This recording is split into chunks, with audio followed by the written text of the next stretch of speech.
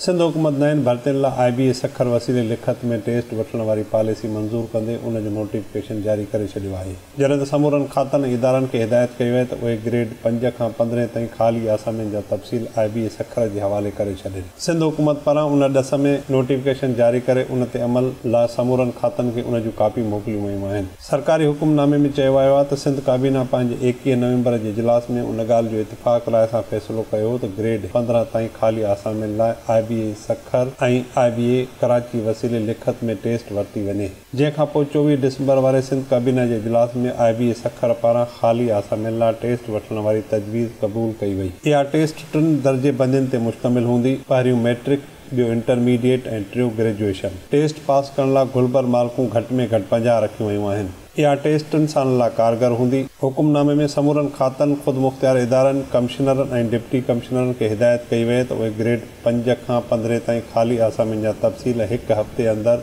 IBA Sukkur जे हवाले करे छॾनि। जॾहिं त समूरनि खातनि ऐं इदारनि खे IBA सखर सां मुकमल सहकार करण जो पाबंद बणायो वियो आहे। वाज़िह रहे त सिंध जे मुख़्तलिफ़ खातनि ऐं इदारनि में ग्रेड 1 खां 15 जूं 50,000 जे लॻभॻि आसामियूं ख़ाली पियल आहिनि।